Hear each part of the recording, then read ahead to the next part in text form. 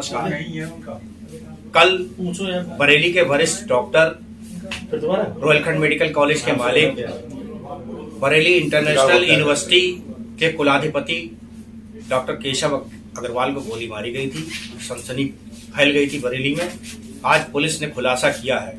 उसी सिलसिले में बरेली के आईएमए में एक प्रेस कॉन्फ्रेंस होने जा रही है। डॉक्टर अनीस बेग आ चुके हैं, बाकी डॉक्टर भी पहुंच रहे हैं। सुनिए इस प्रेस कॉन्फ्रेंस में क्या क्या हुआ है, क्या बोले हैं डॉक्टर विमल भारद्वाज।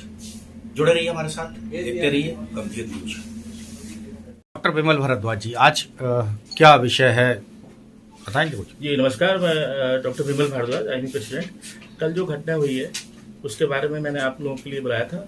आईएमए परिवार की तरफ से जो हमारे एसपी साहब ने जो मेहनत की है, और एसपी सिटी साहब, एसपी साहब, सीओ थर्ड सादिक मियाँ जी और सीओ सेकंड साहब, जितनी भी इंस्पेक्टर टीम लगी थी, प्रिलिमिनरी इंस्पेक्टर बारादरी और कोतवाली इंस्पेक्टर, और जो इतनी पुलिस बल लगे थे, उन सबके लिए साधुवाद।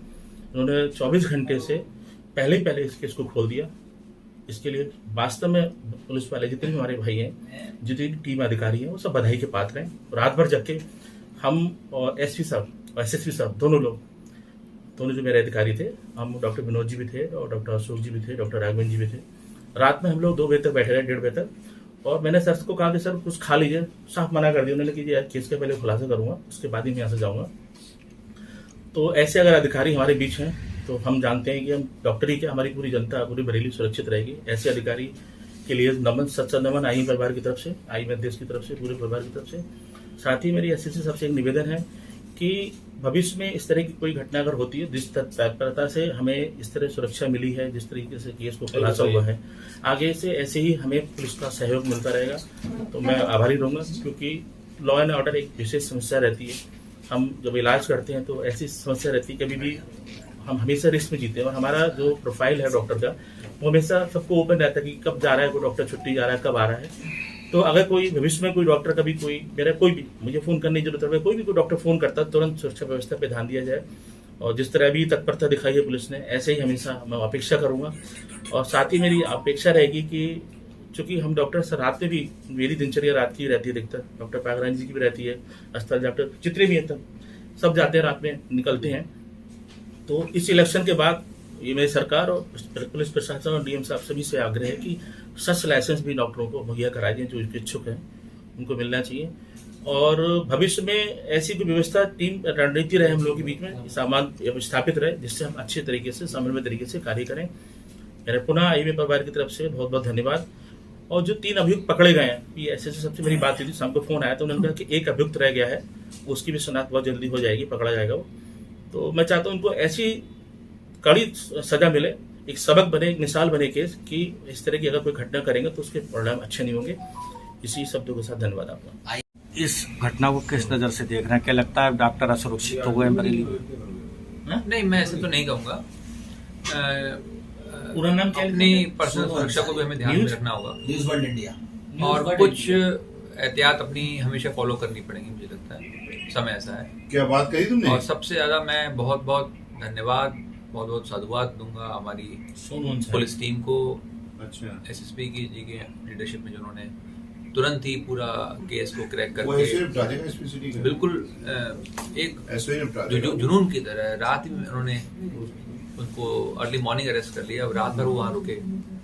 तो मैं समझता हूँ कि ऐसा अगर हमारे पुलिस प्रशासन होगा तो निश्चित ही हम सबके बीच में सुरक्षा की बहुत बड़ी भावना रहेगी। और हमें भी आपस आगे कुछ बातों का ध्यान में रखना पड़ेगा। एक बल्कि मैं चाहूँगा कि पुलिस एडमिनिस्ट्रेशन संघ में हमें एक मीटिंग रखनी चाहिए आईएमए परिवार की, जो हम प्लान करेंगे कि क्या ऐसे एहतियात हैं, उनकी गाइडेंस के हिसाब से हमें जो रेगुलर रखने चाहिए। एक डिस्कशन मोड होना चाहिए कि हमें सुरक्षा को लेके क्या अतिरिक्त चीज़ें रखी जाएं। और हॉस्पिटलों में भी जो कई बार मरीज से कई बार जो विवाद हो जाता है, उसको लेके भी हमें और डिस्कशन अगर हम रखेंगे तो मुझे लगता है कि हम ज़्यादा सेफ और सुरक्षित महसूस करेंगे। कि डॉक्टर्स की अंदर जब तक सुरक्षा की भावना नहीं होगी, तब तक हमें काम करने में एक कॉन्फिडेंस नहीं आएगा। अगर हमें ये भय लगा रहेगा कि मरीज हमारे साथ कुछ अनर्थ कर देगा, तो हम अपने पूरे मन से कभी गंभीर मरीज का इलाज नहीं कर पाएंगे, हम सीरियस मरीज का हम इलाज नहीं कर पाएंगे, हमें लगेगा कि इसको रेफर कर दो, और जो सिंपल मरीज है उसी का आदमी इलाज करना चाहेगा। तो अगर हमें क्रिटिकल मरीज का इलाज करना है, ऐसी मरीज जिसमें उम्मीद जीवन की कम है लेकिन हम कोशिश करके बचा भी सकते हैं उसको, ऐसे केस अगर हमें सॉल्व करने हैं, ठीक करने हैं, तो हमें निश्चित ही एक सुरक्षा का भाव लाने के लिए मेडिकल प्रोटेक्शन एकदम चाहिए। जी, किस नजर से देख रहे हैं इस हादसे को? देखिए, जो हमारे केशव सर थे, सबसे पहले तो ऊपर वाले का बहुत बहुत धन्यवाद कि उन्होंने उनको बचा दिया, बची गए वो, जस्ट ऊपर वाले की मेहरबानी थी उनके ऊपर। और बहुत ही निंदनीय घटना है, जितनी निंदा कर सकते हैं इस घटना की उतनी ज़्यादा है। और किसी को भी अगर कोई मामला है किसी का आपस में, तो आपस में मिलजुल के करना चाहिए, ये नहीं कि सीधे गोली चला दो।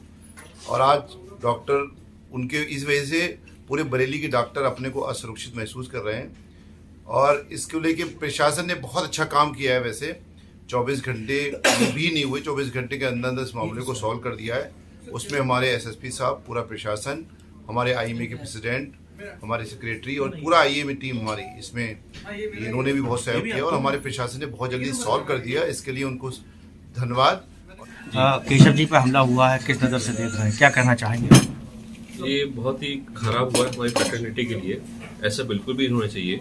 इस समाज में इससे बहुत ही गलत मैसेज जाता है और लोगों में दहशत की भावना हो सकती है, लेकिन जो भी प्रशासन ने किया है वो बहुत ही सराहनीय है और इस तरीके से हम सबका मनोबल बढ़ता है। सर, डॉक्टर केशव साहब पे हमला हुआ, उस पर क्या कहना चाहेंगे आप? मैं सिर्फ इतना कहना चाहूँगा कि जो कुछ भी हुआ ये बहुत गलत हुआ, हम सब व्यथित हैं इस चीज़ से, और लेकिन हम धन्यवाद देना चाहेंगे पुलिस डिपार्टमेंट का और एसएसपी साहब का भी, मिस्टर रोहित सिंह संजवाल का, जिन्होंने और उनकी टीम ने बहुत जल्दी उन सब लोगों को पकड़ा जिन्होंने इस तरह का कांड किया। हम सिर्फ इतना कहना चाहेंगे कि हम एसएसपी साहब से उम्मीद करते हैं कि चिकित्सक वर्ग जो सबकी सेवा करता रहता है, उन पर इस तरह के हमलों को रोकने का प्रयास करें। Thank you. दोस्तों नमस्कार, आप देख रहे हैं गंभीर न्यूज और मैं हूं संजीव गंभीर। कल आपने हमारी खबर में देखा था कि बरेली के वरिष्ठ डॉक्टर, रोहिलखंड मेडिकल कॉलेज के मालिक और बरेली इंटरनेशनल यूनिवर्सिटी के कुलाधिपति डॉक्टर केशव अग्रवाल को कुछ बदमाशों ने गोली मारी थी, जिसमें वह घायल हो गए थे और केशव अस्पताल में उन्हें भर्ती किया गया था, जहां से एक वीडियो डॉक्टर केशव अग्रवाल ने जारी किया था, जो हमने आपको खबर में सुनाया था। 24 घंटे बाद बरेली की जाबाज पुलिस ने इस कांड का खुलासा कर दिया है।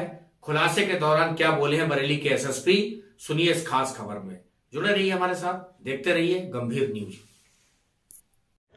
थाना बारादरी के अंतर्गत 26 तारीख की शाम को डॉक्टर केशव कुमार अग्रवाल के ऊपर एक जानलेवा हमला हुआ था। उनके ऊपर जो है गोली चलाई गई थी और इस मामले में थाना बारादरी के अंतर्गत मुकदमा अपराध संख्या 190/22 पंजीकृत किया गया था, धारा 307 के अंतर्गत।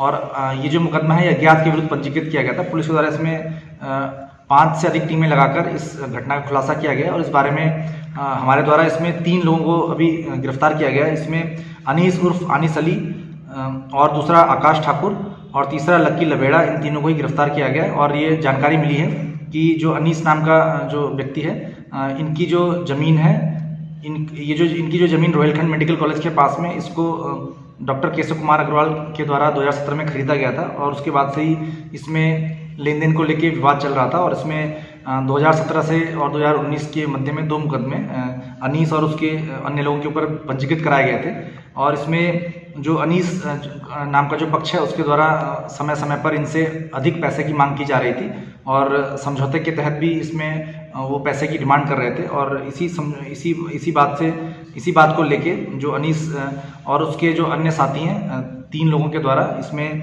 एक साजिश रची गई, जिसके तहत उनके ऊपर जानलेवा हमला कराने की एक जो प्लान है वो बनाया गया, जिससे कि वो पैसा उनको और दे दें। तो इस मामले में अभी तक 3 अभियुक्तों को गिरफ्तार किया गया है और जो चौथे अभियुक्त आरिफ पुत्र नामालूम निवासी पीलीभीत है, इसको पुलिस के द्वारा ढूंढा जा रहा है। जल्दी इसको भी गिरफ्तार किया जाएगा और इसमें जो 3 अपराधी हैं इनका आपराधिक इतिहास भी है और इनके विरुद्ध अभी कार्रवाई की जा रही है और इनके पास से एक मोटरसाइकिल भी बरामद हुई है जो घटना में प्रयुक्त हुई है।